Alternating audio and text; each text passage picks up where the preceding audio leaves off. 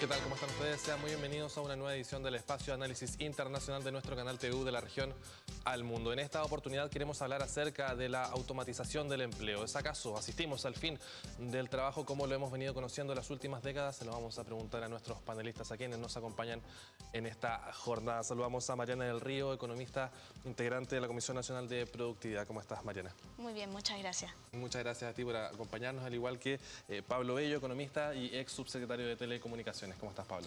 Muy bien, un honor estar contigo. No, muchas gracias a usted. El honor es nuestro poder contar también con dos invitados de este fuste aquí de la región al mundo. Y la idea es también partir conversando acerca de esto que planteaba en un principio, ¿no? ¿Cuánto tiene de premisa, cuánto tiene de mito y de realidad? Mariana, ¿cómo lo ves tú? El tema de la automatización del empleo, la robotización del trabajo, es un tema que está presente en la agenda, pero quizás no con toda la profundidad que uno quisiera. En primer lugar, me gustaría partir hablando de que estamos en una revolución industrial, mejor dicho, una revolución de adopción tecnológica, tecnología y digitalización que va a implicar un cambio en el empleo. ¿Se escucha bien? Que va a implicar que va a implicar un cambio en el empleo y que claramente hay ciertas ocupaciones que se van viendo desplazadas por la adopción tecnológica que va a permitirle al país crecer. Y nuestra preocupación es aquí, ¿cuáles son estas ocupaciones que se van a automatizar completamente? ¿Cuáles son las ocupaciones que van a requerir nuevas habilidades? Bueno, la tecnología viene a reemplazar ciertas tareas y que claramente sí va a haber un desplazamiento del empleo y no sabemos si estamos completamente preparados o no para adoptar a esta gente que puede quedar desempleada. O sea, un momento de incertidumbre por sobre todas las cosas. Sí. Y sobre todo de diseño de política pública, qué política pública necesitamos desarrollar como país y qué vamos a hacer con la gente que queda desplazada, cómo vamos a desarrollar las nuevas habilidades para las personas, entre otras cosas. Pablo, ¿mito o realidad el tema de la automatización del empleo? A ver, la digitalización y la automatización están ocurriendo. La pregunta no es si esto va a pasar, sino es cómo somos capaces de conducir este proceso para que los ciudadanos, para que las personas, para que la economía pueda salir fortalecida en el contexto de esta transformación. Efectivamente es una revolución. Es una revolución tecnológica. El paradigma de las eras precedentes no se ajusta perfectamente a esta nueva realidad. Es la oportunidad. Uno puede verlo desde las amenazas y de los riesgos, pero también puede verlo desde las oportunidades y de lo que significaría no abordar y no liderar este proceso de transformación. Y lo que dicen los análisis, los estudios, es que si no somos capaces de incorporar de manera intensiva la digitalización y los sistemas automatizados en los procesos productivos, no vamos a ser capaces de crecer, no vamos a ser capaces de generar riqueza y por tanto no podremos reducir la pobreza, no podremos mejorar la calidad de vida de la población. Dicho eso, evidentemente hay un conjunto de preocupaciones, hay un conjunto de amenazas que es indispensable poder abordar. La solución obviamente no es decir no a la digitalización, no a la automatización, sino el construir mecanismos de protección, mecanismos de apoyo social para aquellos que se van quedando atrás. Las revoluciones tecnológicas, como la globalización, produce ganadores y produce perdedores. Y lo importante y lo fundamental es cómo el sistema, cómo la política pública, cómo la institucionalidad se hace cargo de aquellos que se van quedando atrás. Y para eso se requieren políticas expresas, pero en ningún caso, y ese creo que es el punto central de lo que conversábamos en el seminario que se realizó en estos días, es en ningún caso podemos decir, mire, no a este proceso de transformación, sino que, es más, el mayor riesgo es no hacer ese proceso de transformación productivo. Sí, evidentemente tenemos que hacernos cargo de estos riesgos, que los hay. Y los estudios que ha hecho la Comisión, y Mariana podrá comentarnos sobre aquello, dan cuenta de que hay sectores productivos que son particularmente frágiles o vulnerables ante este proceso de digitalización y automatización y que evidentemente hay empleo que se verá afectado. La pregunta allí es qué hacemos desde la política pública para minimizar esos efectos y para hacernos cargos de aquellos que no lo van a pasar bien como consecuencia de este proceso de transformación. Justamente sí, Mariana, te lo menciona Pablo, ¿cuáles son las áreas que se pueden ver más afectadas? Y cuando hablamos de afección, ¿hablamos directamente de empleo que va a desaparecer o de nuevas oportunidades de trabajo? No sé cómo lo podemos mirar. Hay que mirar las dos cosas. Hay empleos, ocupaciones que van a desaparecer y hay ocupaciones que van a requerir nuevas habilidades por parte de los trabajadores que se desempeñan en ellas, que ya no van a hacer las mismas.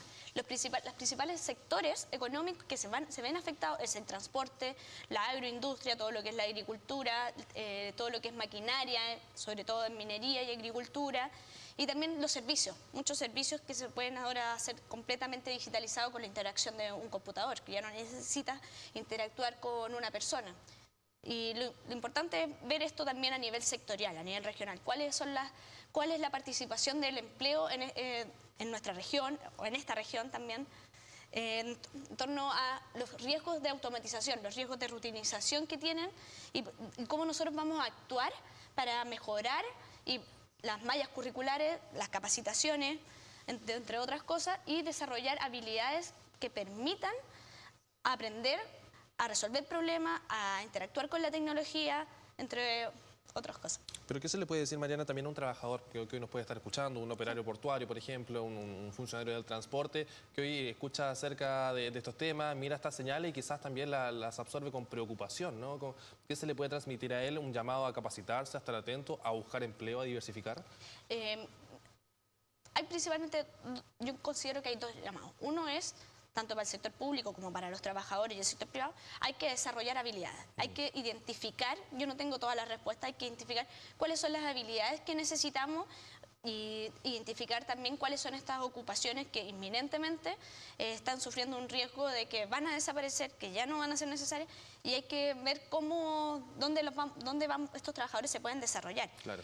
Va a haber empleo que va a desaparecer, eso hay que tenerlo claro. Sí, y ahora el tema de los plazos, ¿no? Porque, bueno, los que somos periodistas también nos encantan los titulares y esto es especial, que se dice el 50% de los empleos va a desaparecer de aquí a la próxima década.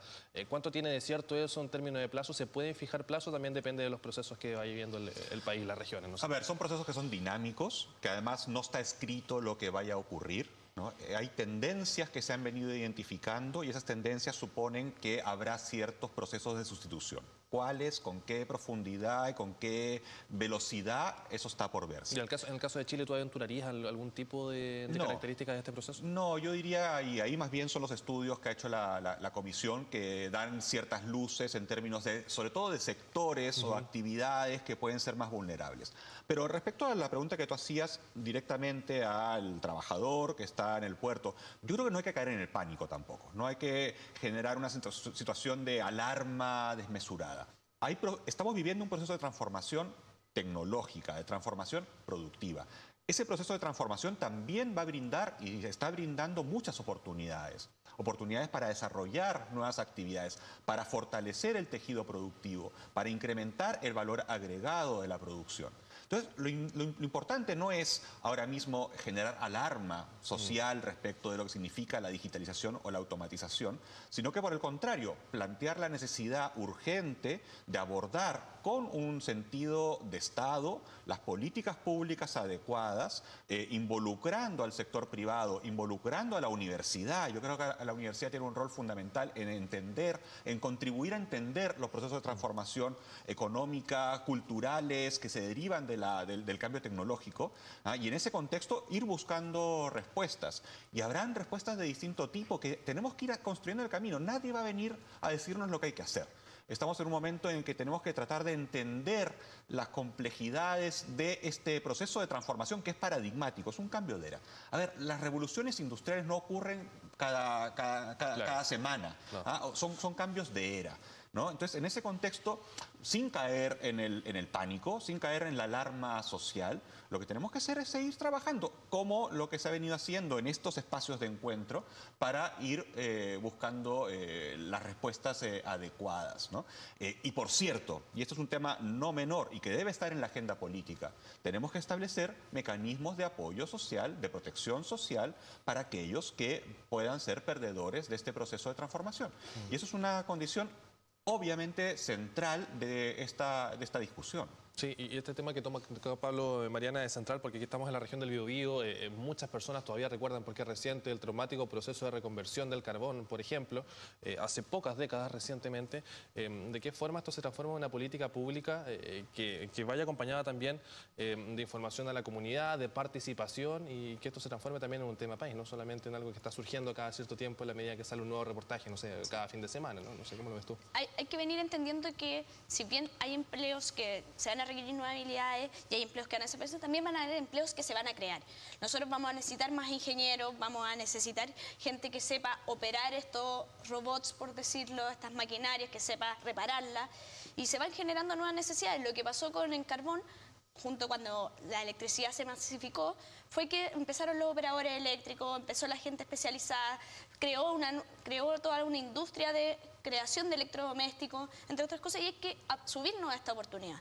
No podemos dejar que, dado nuestra situación económica y dado que participamos principalmente en o de manera muy significativa en actividades primarias, extractivistas, o de agricultura, minería, entre eso, que van a verse automatizadas fuertemente, tenemos que ver cómo nosotros nos subimos para no quedarnos con toda esta pérdida de ocupaciones y no subirnos a la nueva creación de empleo, a las nuevas demandas de trabajo y a la creación de nuevas oportunidades, y podemos fortalecer incluso una industria.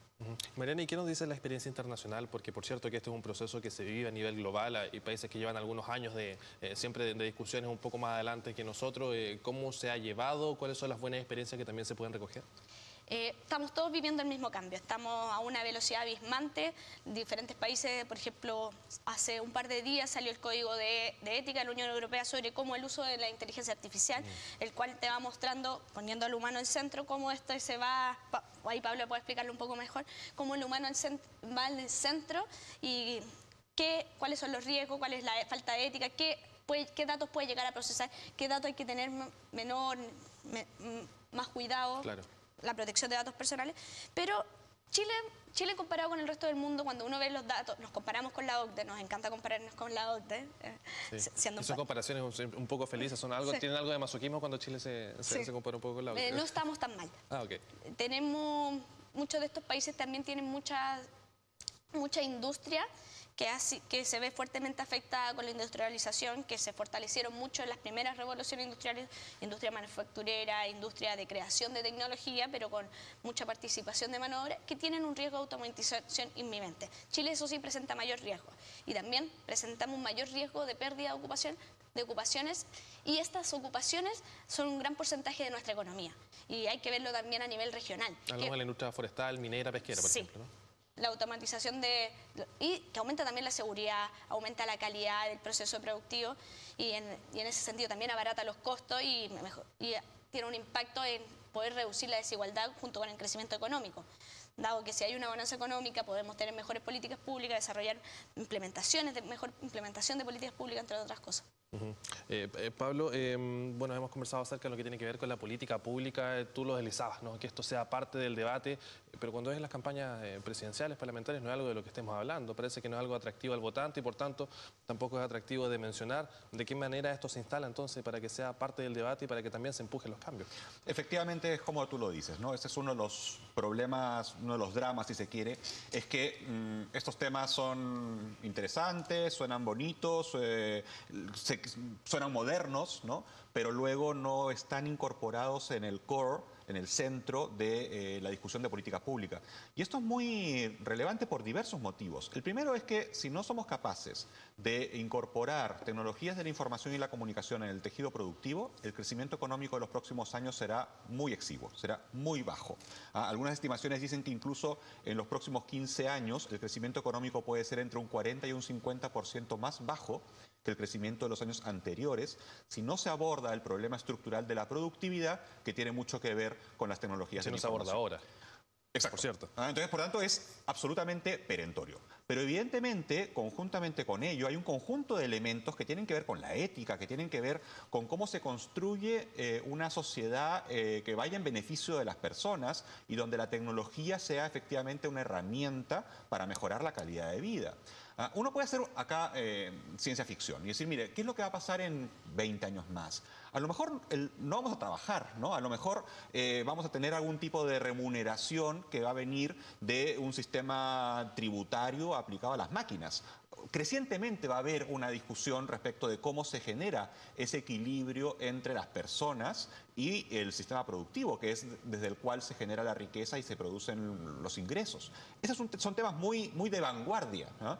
Y lo que es indispensable es que en países como el nuestro, en países como en Chile, tengamos esa conversación en distintos niveles. Primero, cerrar la brecha digital, fortalecer la infraestructura de conectividad. Esto es indispensable, se requieren todavía inversiones significativas para que Chile tenga estándar OSD en materia de infraestructura de telecomunicaciones. Pero luego, lo más difícil es qué hacemos con esa infraestructura como motor de transformación productiva y, conjuntamente a ello, cómo abordamos estos efectos indeseados de los procesos de transformación. Insisto, lo que no podemos hacer es meter la cabeza bajo la tierra y hacer como que esto no está pasando, como que no hay un proceso de transformación, quedarnos anclados en la tercera revolución industrial o en la segunda, y perder este tren que finalmente es el de las oportunidades de generación de riqueza y de acercarnos al desarrollo. Pero todos estos procesos tienen efectivamente efectos, ganadores y perdedores, y lo clave es que en la discusión de política pública, y este absolutamente debería ser un tema de campaña electoral, de los parlamentarios, del gobierno regional, de la universidad, de los medios de comunicación, de la sociedad en su conjunto, porque esto es lo que va a venir, lo que va a ocurrir en los próximos 10 años, y lo que hagamos ahora, las decisiones que vayamos tomando ahora y los consensos que vayamos construyendo en el tiempo actual son los que van a determinar si es que como país y si como región somos capaces de liderar esos procesos de transformación, de subirnos al tren del desarrollo o simplemente nos quedamos atrás. Perfecto. Bueno, tenemos que hacer una pausa comercial. Nosotros seguimos haciendo de la región al mundo. Usted no se despegue de nuestra sintonía.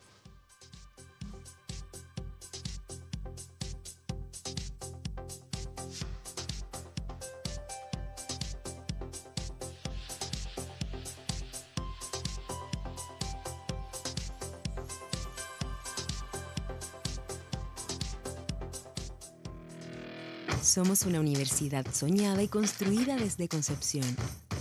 Y pronto cumpliremos 100 años.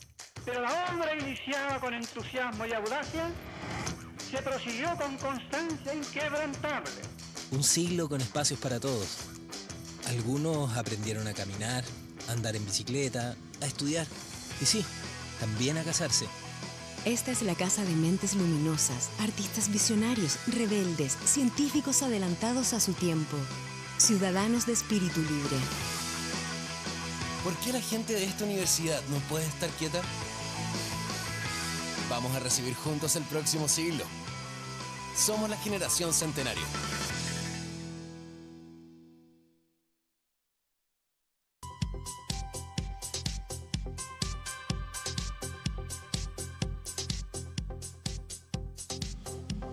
Seguimos haciendo de la región al mundo. Conversamos con Mariana del Río, con Pablo Bello acerca de los cambios en el empleo, en el trabajo, el fin del trabajo como lo hemos venido conociendo en las últimas décadas. Y se nos quedaba un tema pendiente del primer bloque antes quizás de profundizar en otros temas. Mariana, tú querías hacer un hincapié en lo que tiene que ver con la educación, con el rol que tienen no solo las universidades, sino también la educación primaria y secundaria a la hora de pensar en la adaptación a este nuevo mercado laboral. Sí, es necesario pensar en cómo incorporamos la resolución de problemas tecnológicos, las herramientas que necesitamos y que no se van a automatizar para que los trabajadores del futuro, los jóvenes, puedan adquirir también estas habilidades que queremos capacitar a aquellos que se quedan fuera. Estamos hablando de enseñarles a programar, de enseñar a ver a resolución de problemas de manera creativa, entregar las herramientas en ese sentido.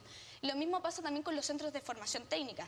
Aquellas ocupaciones que ya sabemos que se van a automatizar, ¿por qué seguimos abriendo vacantes? ¿Qué esperanza le estamos dando a estos jóvenes que entran para estudiar una carrera, que van a tener que adquirir nuevas habilidades, entre otras cosas, para poder desempeñarse después laboralmente? Tiene que haber un trabajo junto con el gobierno regional, junto con las universidades y junto con el sector privado de identificar las demandas laborales, de identificar los requerimientos de la región, de identificar cuáles son las ocupaciones que se están automatizando y que tienen potencial de automatización, cuáles van a ser las nuevas habilidades requeridas y conversar entre ellos para poder modificar las mallas curriculares y hacer nuevos programas y también mismo adelantarnos a lo que puede ser el drástico proceso que estuvo hablando Pablo, de que va a haber que también la política pública tiene que recibir a aquellos que se van quedando atrás, pero si podemos adelantarnos mucho mejor y entre menos personas se vean afectadas también es mucho mejor. Sí. Mariana, cuando tú das cuenta del tema de la automatización, ¿cuánto tiene que ver esto también con una discusión que está en ciernes, que tiene que ver con el 5G, con una instalación que va a ser paulatina, pero que también nos va a llegar también de golpe en algún momento y se va a extender con mucha fuerza cuando se habla de la Internet de las cosas, de la maquinaria operada también a distancia? ¿Cuánto también se vincula este tema en particular con la irrupción, lo que va a suceder en pocos años más?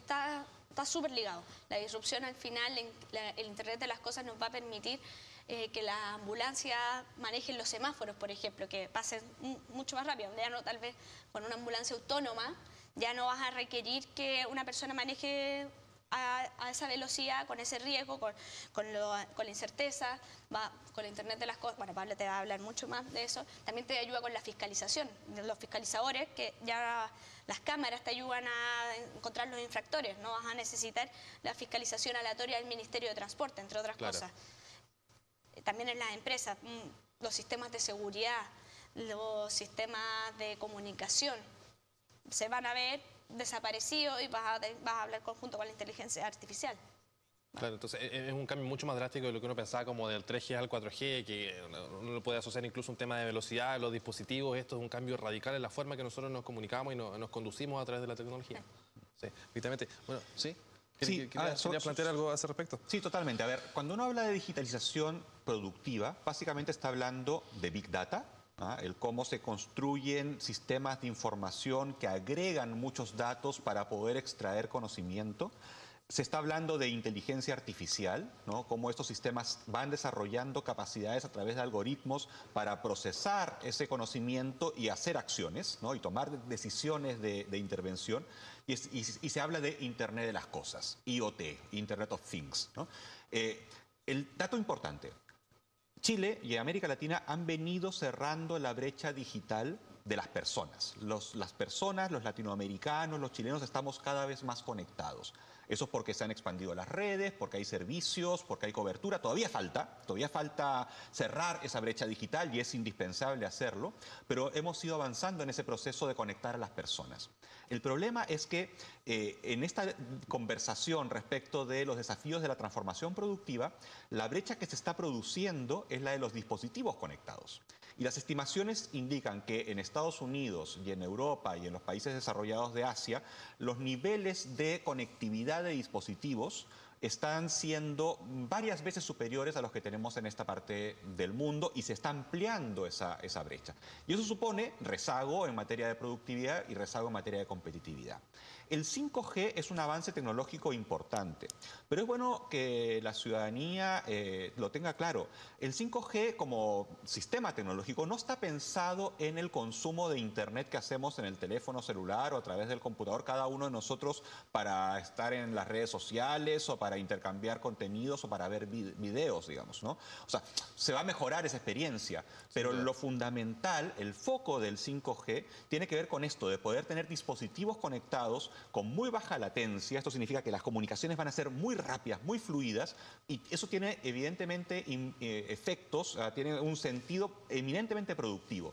Telemedicina, cirugía remota, sistemas de administración de transporte, todo el sistema de vehículos que no requieren conductor, ¿no? Van a estar sostenidos en estas redes de muy alta velocidad y de muy baja latencia. Entonces, cuando pensemos en 5G, no pensemos en que la experiencia de navegación de usuario va a ser más rápida. Sí, será un poquito más rápida, pero no está allí en realidad su contribución real, sino que está puesta más bien en cómo somos capaces de transformar nuestro tejido productivo para ganar productividad a través del uso de sensores, a través del uso de dispositivos, a través del uso de drones, a través de sistemas más sofisticados y más complejos que van a requerir y que requieren estos altos estándares de comunicación. Sí, Pablo, y tú conversas acerca del 5G, nos hablas también de lo que tiene que ver con la forma en que nosotros nos conducimos a través de los dispositivos, y es imposible no preguntarte de cómo ves tú esta pugna entre Huawei y Google, que en el fondo es la pugna también entre China y Estados Unidos,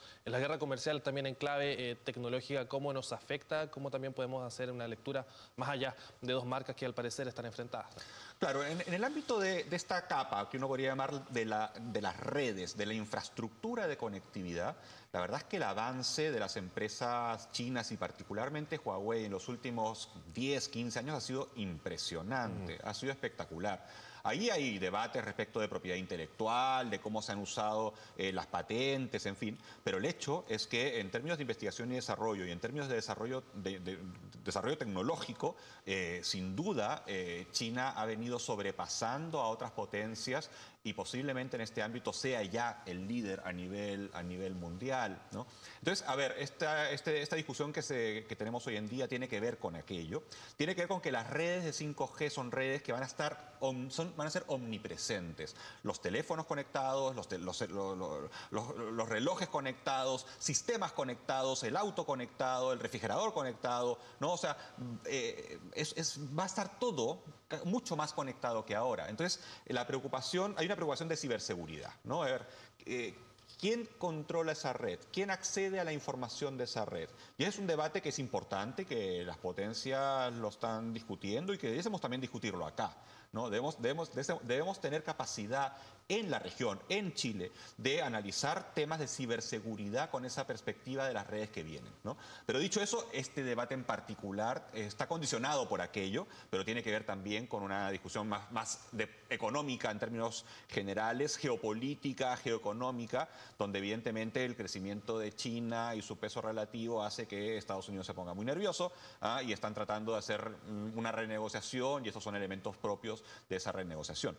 Yo honestamente tiendo a pensar que terminará habiendo algún tipo de acuerdo razonable, y que al final se entenderá que todo el mundo se beneficia de los avances tecnológicos que se han venido produciendo y que empresas como Huawei son un aporte sin duda a ese desarrollo, como lo es Ericsson, como lo es Nokia, como son las principales empresas tecnológicas del mundo en este ámbito y por lo tanto, pues bueno, alguna acomodo habrá. Y si no, el escenario es muy complejo, porque si tenemos esta pugna de largo plazo entre China y Estados Unidos, el efecto que eso tendrá sobre el crecimiento global será significativo y a países como el nuestro, que somos exportadores de recursos y que para los cuales China y las potencias son nuestros principales clientes, vamos a vernos afectados. Así que con mayor razón es indispensable que abordemos estrategias muy inteligentes, muy bien orientadas, basadas en el diálogo, para tecnificar nuestro tejido productivo, hacerlo más fuerte, más resiliente, incrementar el valor agregado y de esa manera podernos insertar de mejor manera en un mundo que sin duda será cada vez más complejo. Sí, sin duda. A mí me gustaría agregar algo, colgándome un poco de lo que va a venir a ser lo que ya es el 5G, es una oportunidad también. Tenemos que buscar que las empresas en Chile, la industria en Chile, adopte la tecnología y empiece a ocupar la infraestructura tecnológica, porque es lo que nos va a permitir dar el salto tecnológico de aumentar la productividad, aumentar el valor agregado en nuestra economía a través de la utilización de la tecnología y el cambio tecnológico. Sí, eso es muy importante. La digitalización no es estar conectado. No es que uno se enchufa y uno se conecta. Eso no es la digitalización. La digitalización es cambiar los procesos productivos haciendo un uso intensivo de las tecnologías de la información en distintos ámbitos de lo que es la empresa, ¿no? Es conocer a los clientes, conocer a los proveedores, establecer modelos más eficientes y más inteligentes de intercambio, gestionar de mejor manera. Entonces, son procesos más bien de transformación que requieren innovación, requieren liderazgo, mucho liderazgo, requieren atreverse a fallar.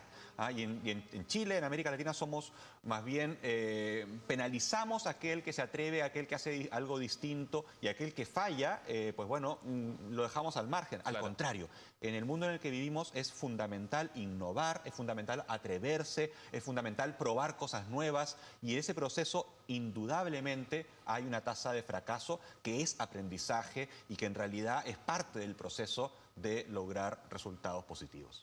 ¿Pero qué papel juega Chile en esta guerra comercial en clave tecnológica que estábamos conversando con Pablo? Porque hablamos también de una guerra que tiene, bueno, un conflicto más bien que tiene carácter arancelario, un país exportador como Chile que está también buscando siempre vender el cobre el mejor precio, es algo que también, por cierto, que nos afecta. ¿Qué papel juega Chile? ¿Es un mero espectador o también es un actor en este conflicto? En Chile somos un país súper dependiente, sobre todo dependiente de China. Si China no crece, si China no adopta tecnologías, si China deja este proceso productivo, no nos va a seguir comprando la misma cantidad de cobre y eso tiene un efecto en nuestro crecimiento tremendo. Por lo tanto, nosotros, Chile, todavía no nos subimos a esta oportunidad. Nos falta mucho en la incorporación, no tenemos mucha industria propia, tenemos una industria que está con mucho riesgo de automatización, con muchas ocupaciones que son muy rutinarias, y ahí la política pública viene a la discusión cuáles son estas ocupaciones y cómo nos hacemos cargo de. Sí. Nosotros no podemos ser el patio trasero de nadie. Somos un país soberano que está inserto en una región donde están pasando muchos procesos de transformación, hay muchas oportunidades que son parte de nuestro espacio compartido, y por lo tanto lo que a mí me parece fundamental es que en Chile y en América Latina seamos capaces de construir posiciones más bien razonables, pragmáticas y ojalá consensuadas para abordar los desafíos de la ciberseguridad. Indudablemente es un tema no menor. Los desafíos de la ciberseguridad son no menores, pero no nos corresponde a nosotros tomar partido entre potencias con las cuales tenemos que vincularnos porque económicamente son importantes para ¿Pero hay espacio para esa nosotros. soberanía, Pablo, tecnológica de los datos, de la protección? Por supuesto que la hay, por supuesto que la hay. Yo creo que Europa ha mostrado un camino en términos de protección de datos particularmente, en términos de generación de regulaciones y de institucionalidad capaz de establecer y conducir el proceso de transformación de la globalización, de la digitalización. América Latina tiene que construir esos espacios también. Para ello el tamaño es relevante. Ser un país de 17 millones de personas nos pone en una situación más bien desventajosa en esa discusión, pero somos 500 millones de latinoamericanos. Y por lo tanto, a través de instancias como la Alianza del Pacífico, a través de instancias de cooperación y de integración, en la medida que las hagamos funcionar bien, claro, podemos tener una voz importante en los debates que vienen.